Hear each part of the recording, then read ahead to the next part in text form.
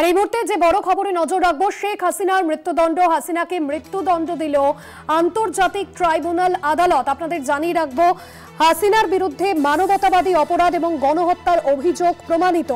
আজ আন্তর্জাতিক অপরাধ ট্রাইব্যুনাল আদালতে চলা রায়দান পর্বে জানালেন বিচারপতি, হাসিনাকে মৃত্যুদণ্ড দিল আন্তর্জাতিক অপরাধ ট্রাইব্যুনাল। তবে যে বিষয় নিয়ে আমরা ইতিমধ্যেই জানাচ্ছিলাম যে এই অপরাধ বা এই রায় কতটা প্রভাব ফেলতে পারে, সেক্ষেত্রে আন্তর্জাতিক মহলে নয়াদিল্লির ক্ষেত্রে কতটা প্রভাব ফেলতে পারে, কারণ আমরা দেখেছিলাম যে গত বছর থেকে যে কোটা সংস্কার বিরোধী আন্দোলন, যে আন্দোলনে কিন্তু হাসিনার পরবর্তীতে রাজাকার মন্তব্য, এই আন্দোলনের বিদ্রোহ কিন্তু বাড়িয়ে দিয়েছিল।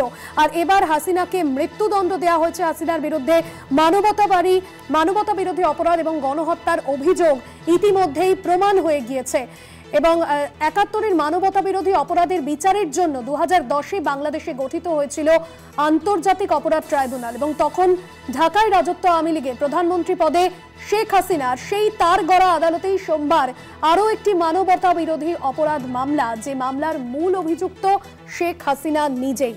২০১০ থেকে ২০২৫ এই ১৫ বছরে ৭১-এর মানবতা বিরোধী অপরাধের মামলায় মোট ৫৭টি রায় দিয়েছিল ট্রাইব্যুনাল আদালত, যা সোমবার এই রায় দিতে চলল। এই রায় দেওয়া হলো জুলাই গণ অভ্যুত্থানের সময়কালে চলা মানবতা বিরোধী অপরাধের এবং যে অপরাধে মূল অভিযুক্ত শেখ হাসিনা, এবং যেখানে যে খবর আপনাদের সামনে তুলে ধরছে অত্যন্ত গুরুত্বপূর্ণ, হাসিনাকে মৃত্যুদণ্ড দিল আন্তর্জাতিক ট্রাইব্যুনাল আদালত। শেখ হাসিনা তিনি নিজেও জানিয়েছেন যে এই মৃত্যুদণ্ডের আগে যে অডিও বার্তা তিনি দিয়েছেন, যেখানে তিনি বলেছেন যে তিনি নির্দ্বিধায় এই মৃত্যুদণ্ড, আল্লাহ তাকে জীবন দিয়েছে, আল্লাহই তাকে দেখবে, সেক্ষেত্রে শেষ রক্তবিন্দু পর্যন্ত তিনি দেশের জন্য কাজ করে যাবেন, দেশের হয়ে কাজ করে যাবেন, এমনটা তিনি বলেছিলেন তার অডিও বার্তায়। ৭১-এর মানবতা বিরোধী অপরাধের বিচারের জন্য ২০১০-এ বাংলাদেশে গঠিত হয়েছিল আন্তর্জাতিক অপরাধ ট্রাইব্যুনাল।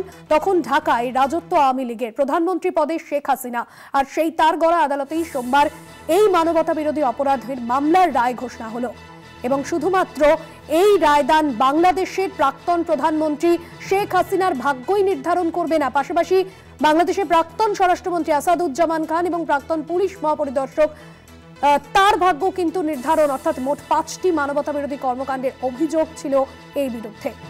জুলাই গণ অভ্যুত্থানের সময় ফোনে কাকে কি নির্দেশ দিয়েছিলেন হাসিনা, ফোনালাপের সেই অংশ কিন্তু আন্তর্জাতিক অপরাধ ট্রাইব্যুনালের যে রায়দান পর্ব বিচারপতি যে রায়দান পড়ে শোনাচ্ছিলেন, সেখানেও কিন্তু সেই বিষয় তিনি তুলে ধরেছিলেন। একাধিক বিষয় উঠে এসেছিল, প্রাক্তন প্রধানমন্ত্রীর বিরুদ্ধে অভিযোগ উঠেছিল তিনি হেলিকপ্টার, ড্রোন, মারণাস্ত্র ব্যবহারের নির্দেশ দিয়েছিলেন, বোমা বর্ষণেরও। এবং বিচারপতি বলেন যে হাসিনা বলেছিলেন কাউকে ছাড়বেন না, একটাও রাজাকারদের রেহাই দেবেন না, এদের সবাইকে ফাঁসি দেব। আপনাদের জানিয়ে রাখবো, ৭১-এর মানবতা বিরোধী অপরাধের বিচারের জন্য ২০১০ সালে বাংলাদেশে গঠিত হয়েছিল আন্তর্জাতিক অপরাধ ট্রাইব্যুনাল। তখন ঢাকায় রাজত্ব আওয়ামী লীগের প্রধানমন্ত্রী পদে শেখ হাসিনা ছিলেন। আর শেখ হাসিনার যে ভাগ্য, যেখানে তার গড়া আদালতেই আজ সেই মামলার রায় ঘোষণা করা হলো। আন্তর্জাতিক ট্রাইব্যুনাল রায় ঘোষণা করলো হাসিনাকে মৃত্যুদণ্ডের রায়। এবং যে খবরের দিকে আমরা সকাল থেকে নজর রেখেছিলাম, যে খবরের প্রভাব, অর্থাৎ এখানে কিন্তু হাসিনার, অর্থাৎ শেখ হাসিনার ভাগ্য নির্ধারণের দিকেই কিন্তু আমরা নজর রেখেছিলাম। মুখ্য রাজনৈতিক বিশ্লেষক কলকাতা টিভি জয়ন্ত ঘোষাল রয়েছেন আমাদের সঙ্গে ফোন লাইনে। জয়ন্তদা, ৭১-এর মানবতা বিরোধী অপরাধের সময় যে ২০১০-এ আন্তর্জাতিক অপরাধ ট্রাইব্যুনাল, আজকে সেই সেই গড়া আদালতেই কিন্তু হাসিনার মৃত্যুদণ্ড, এই মামলার রায় ঘোষণা হলো, কিভাবে দেখছেন আপনি?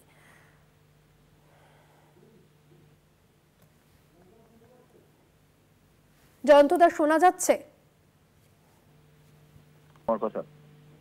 হ্যাঁ, যেমনটা আপনাকে জানাচ্ছিলাম যে ২০১০-এ যে আন্তর্জাতিক অপরাধ ট্রাইব্যুনাল গঠিত হয়েছিল, এবার সেই আদালতে মানবতা বিরোধী অপরাধ মামলা, যেখানে মূল অভিযুক্ত শেখ হাসিনার মৃত্যুদণ্ড, কিভাবে দেখছেন?